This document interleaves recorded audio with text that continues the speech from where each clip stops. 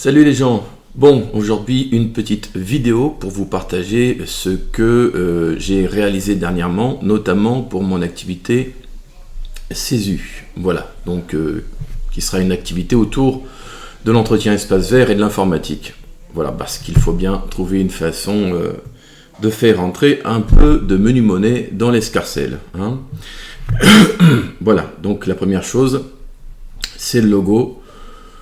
Donc, bon, c'est une image que j'ai trouvée sur le net et j'ai tout simplement décidé de la reproduire avec une légère personnalisation, c'est-à-dire les petits fils de réseau en bleu ici. Parce que l'image était payante, donc du coup j'ai dû trouver une façon de reproduire techniquement le logo. Donc fort heureusement j'ai appris à utiliser de nouveaux outils, donc comme l'outil courbe par exemple qui est ici, ou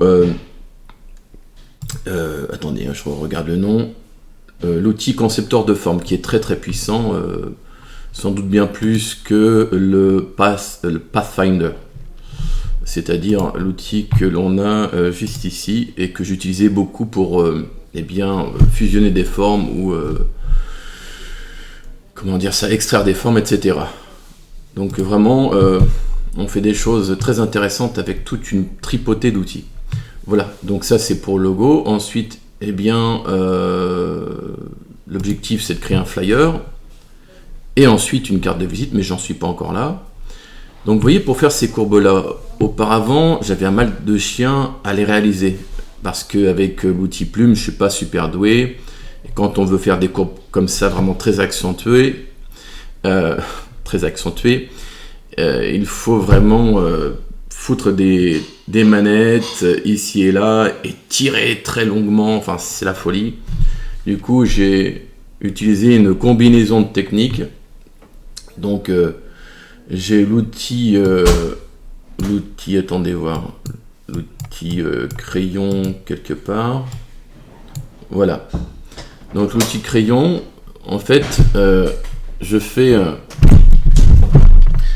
comment dire ça. Donc je fais un trait très grossier. Vous voyez, je tire comme ça très grossièrement. Donc du coup comment dire ça, la forme, la courbe est vraiment chaotique. Hein. Elle n'est pas belle du tout. Elle est difforme et tout. Mais ce qui est bien ensuite, c'est qu'on a l'outil arrondi. Donc quand vous avez créé un premier trait, vous prenez celui-ci et vous passez un coup comme ça. Vous voyez, plusieurs coups comme ça. Et du coup, ça lisse la courbe jusqu'à ce qu'elle soit parfaitement fine, harmonieuse. Et cette opération permet de réduire notamment également les points d'ancrage pour qu'il y en ait très peu. Et ce qui est génial, c'est qu'une fois qu'on a donc utilisé d'abord l'outil crayon, puis l'outil arrondi, pour pouvoir régler de nouveau les différents points de la courbe, on peut tout simplement utiliser l'outil courbure qui va nous présenter non pas des points d'ancrage mais des points de courbure, et c'est ça qui est particulier. Donc là je vous le dis oralement, j'essaierai de vous en faire une démonstration éventuellement tout à l'heure, mais bon, c'est ce qui m'a permis de faire des courbes comme ça qui sont vraiment lisses, qui sont impeccables. Donc là, bon, pour les besoins de la vidéo, j'ai mis un numéro qui n'existe pas, sachant que j'ai commandé donc une seconde carte SIM pour mon activité pro. Et dans les deux cas, alors c'est pas pour faire de la pub pour RDCFR, puisqu'en fin de compte, je suis pas partenaire, je veux dire, je gagne rien, il n'y a pas de commission, je le dis uniquement parce que je trouve que c'est pas cher. Voilà, j'ai pris chez RDCFR un forfait de 200 Go de data à 15 €. Et là, j'ai pris une autre carte SIM uniquement pour les appels, donc juste 5 Go de data à 5 €. Donc du coup, ça me fait deux numéros de téléphone, un perso, un pro pour 20 € en tout. Donc moi, je trouve pas ça cher. La couverture 4G est bonne et tout. Donc voilà, moi, je vous passe le mot vite fait. Alors, il faudrait que j'évite, vous voyez, de me tirer la barbe et d'être un peu stressé parce que j'ai les mots qui fourchent. Bref, donc ça c'est pour la technique. Donc vous voyez, il y a le logo, le numéro de téléphone qui figurera ici. Là, le crédit d'impôt, parce que l'activité CESU permet un certain type de public par rapport à certains services donnés, eh bien, de réduire de moitié la facture. Et donc c'est très intéressant. Mais c'est propre au service à la personne, il faut s'entendre.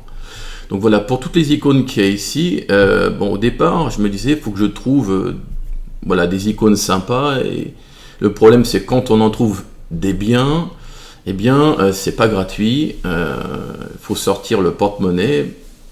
Et quand on veut du gratuit, malheureusement, souvent, c'est très médiocre.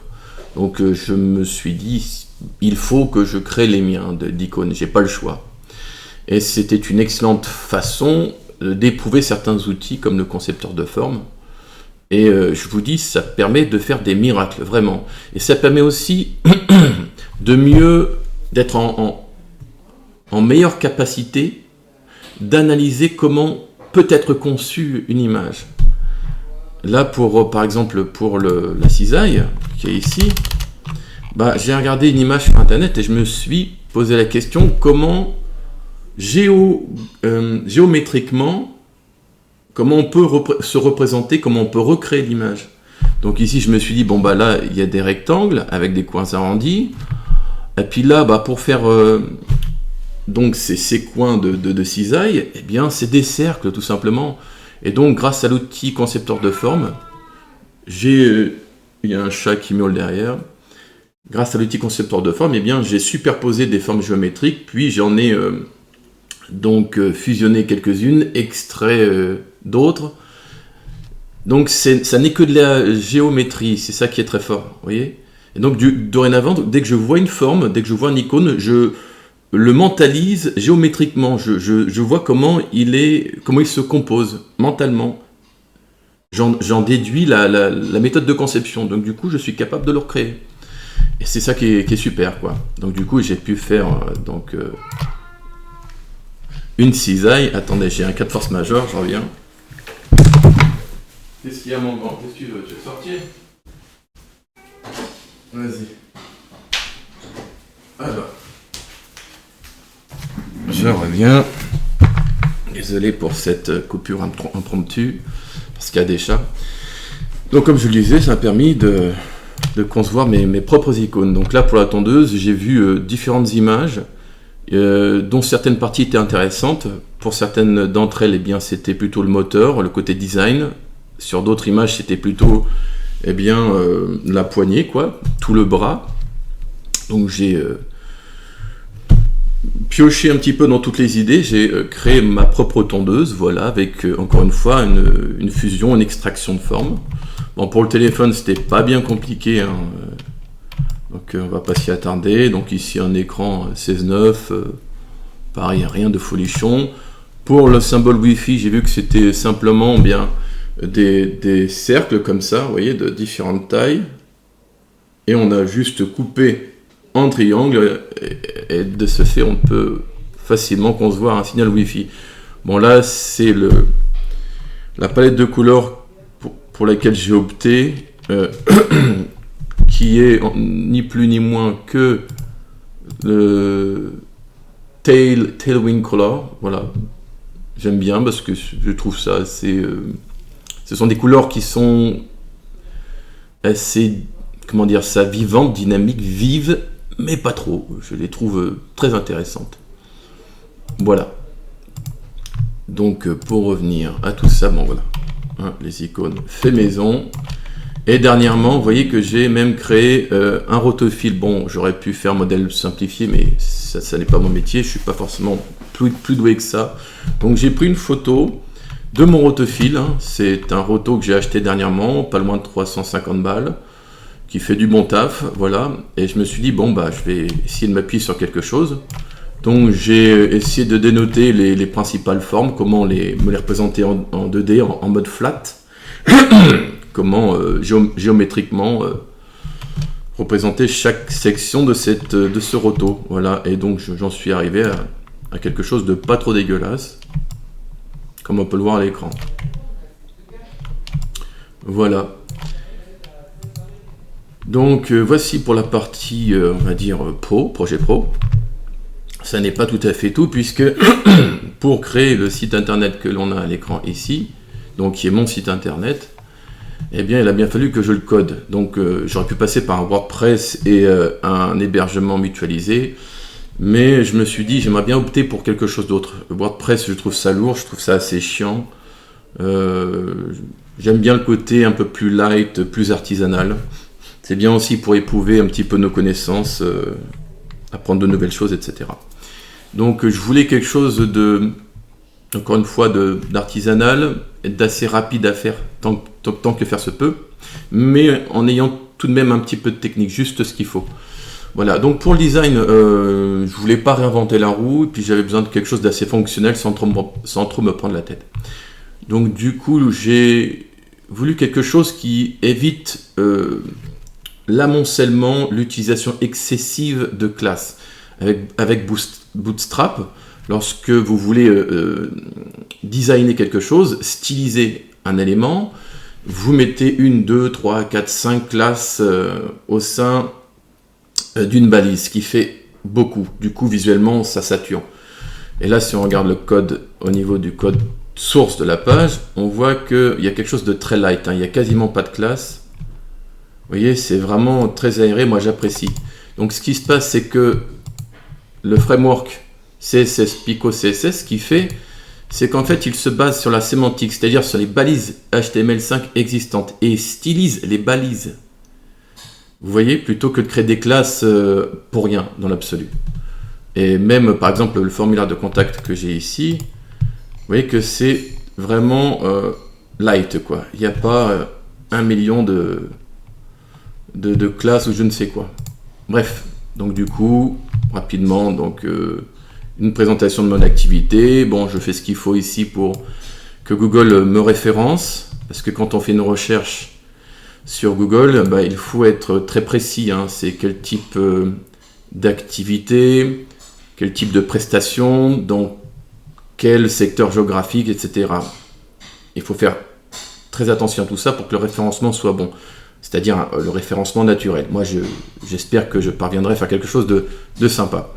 Voilà, donc ensuite un guide CESU, parce que le CESU, c'est un fonctionnement bien particulier. Il faut déjà savoir comment ça fonctionne pour soi, mais il faut aussi éventuellement savoir l'expliquer à de futurs clients. Donc moi, j'ai dépensé énormément de temps à analyser, à comprendre ce que c'était, comment ça fonctionnait. Voilà, donc ensuite, j'ai mes prestations, comme on peut le voir ici, hein, donc ça c'est moi au travail, à tailler des haies. Et voilà, après il y a l'assistance informatique et les consoeurs, bon. Donc pour les compétences, je me suis fait un petit quelque chose. J'ai trouvé des icônes SVG sur internet que j'utilise pour égayer un petit peu la présentation de mes compétences. Donc là c'est juste pour permettre aux plus curieux d'avoir une idée des connaissances que je peux avoir et éventuellement mettre en pratique. Donc ça, je vais l'étoffer au fur et à mesure. Voilà. Je crois qu'on a fait le tour. Donc ensuite, en termes de code, pour faire simple, j'ai opté pour Node.js, pour un serveur Node.js, plutôt qu'un serveur PHP classique. Comme ça, c'est moi qui choisis notamment quels outils je veux utiliser. Donc Node.js c'est juste la base, hein, c'est un serveur JS de base, quoi. Et ensuite je choisis un petit peu quel routeur je veux utiliser, par exemple. Donc je suis pas très original, j'utilise Express. Et ensuite éventuellement comment est-ce que je décide de gérer la soumission de formulaires, par exemple de formulaires de contact. Donc là, on voit que je passe... attendez que j'essaie de m'y retrouver. Donc si on va dans le Form Submission juste ici, on voit que j'utilise NodeMailer par exemple. Donc pourquoi celui-ci? Alors attendez voir. Non, d'accord. En fait, heureusement que j'ai mis des commentaires. Donc Multer, ça c'est pour récupérer des données formulaires, c'est-à-dire à la fois les données textuelles, mais aussi les fichiers. Donc ça, si je reviens sur mon formulaire de contact, donc juste ici, alors c'est pas là, je crois que je dois avoir un fichier JS quelque part. Alors attendez, je dois avoir ça dans mon public, juste là, JS, client JS. Donc, logiquement, j'ai rien de sensible à montrer à l'écran. Donc j'étais sur quoi il y a 2 secondes. Attendez voir que je perde pas le fil. Le JS. Qu'est-ce que j'étais en train de faire, dites-moi, hein, j'ai oublié complètement. Là. On parlait de Multer, etc. Donc, contact client JS. Voilà, parce qu'en fait, je récupère les données du formulaire. Ici. Voilà, New Form Data. C'est par le biais de cette classe-là que je récupère pendant toutes les données de mon formulaire. Et du coup, puisqu'a priori ça récupère, si je dis pas de conneries, hein, et du texte et d'éventuels fichiers uploadés, eh bien, il faut utiliser le package npm qui va bien. Donc a priori c'est Multer. Et ensuite pour l'envoi du formulaire de contact en SMTP, parce que là c'est vous qui ingérez tout ça, bah, il faut forcément déjà utiliser un serveur MTP. Moi j'utilise celui d'OVH. Bon, parce qu'en plus j'ai découvert qu'il y avait un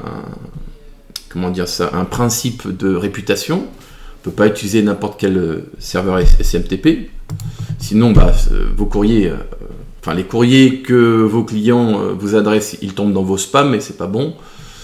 Donc il a fallu quand même que je cogite et voilà, que j'utilise vraiment mieux les technologies qui conviennent et ensuite voilà, toutes les configs qui vont bien également. Donc pour travailler proprement, eh bien, je suis passé par des classes parce qu'à un moment donné, ça s'impose de facto, hein, j'ai envie de dire.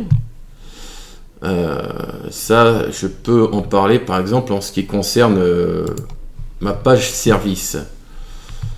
Donc là, j'avais créé une classe pour créer des galeries photos, mais pas générer des images en soi, c'est plutôt créer des objets JSON qui répertorient les liens vers les images. Donc c'est ça le Gallery Maker. Donc là, au début, j'avais essayé de penser en procédural, c'était pas bon. Hein, on allait faire de la répétition de code, donc je me suis dit là, il faut que je passe par une classe. Ça s'est imposé de fait. Voilà. Donc du coup, ce principe de classe, je l'utilise absolument partout. Voilà, et je crois que j'avais fait exprès de replier du code pour justement que certains éléments sensibles ne vous soient pas affichés. Voilà.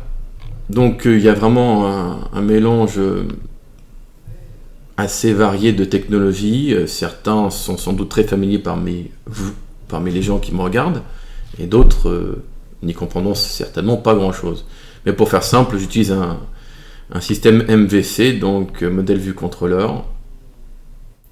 Donc j'ai mis en pratique, j'ai éprouvé les connaissances que j'avais déjà en amont concernant le principe de routage,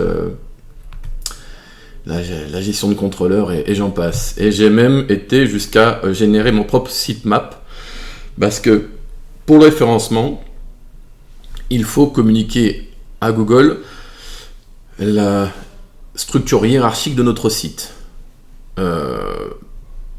Ça entre autres choses. Donc du coup, eh bien, j'en suis venu grâce notamment à un moteur de template qui, dans mon cas, si je reviens ici, eh bien, c'est Liquid. Voilà, donc ce moteur de template, c'est juste une façon d'afficher dynamiquement du code, mais avec une syntaxe particulière. On crée un squelette qui est prêt à afficher des données en quelque sorte. Je ne sais pas si je suis clair. Bref, donc j'ai créé mon propre sitemap après que l'on m'ait conseillé de le faire. Ça n'a pas été forcément évident en soi. Il a fallu quand même que je trouve quelques façons de faire qui permettent ce succès, hein, si je puis dire. Voilà. Donc je vais peut-être pas m'attarder plus que ça, parce que c'est assez technique. Tout ce que je peux ajouter, eh bien, c'est peut-être que je ne m'arrête pas que à faire du graphisme ou du code pour ma prochaine activité, mais je suis aussi beaucoup à l'extérieur, comme en témoigne cette image que j'ai forcément choisie à dessein, puisqu'elle me met en valeur.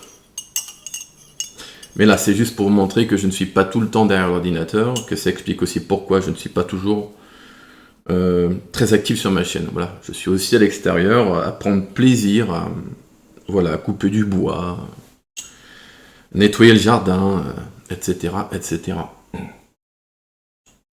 Donc c'était un petit bout de mon quotidien, au naturel, avec beaucoup d'approximations, d'hésitations, comme j'ai l'habitude de le faire. Donc j'espère que vous ferez un peu le tri là-dedans, que vous verrez éventuellement ce qui peut vous parler ou non. Vous pouvez laisser des commentaires, m'interpeller sur certains points. Voilà. Ciao!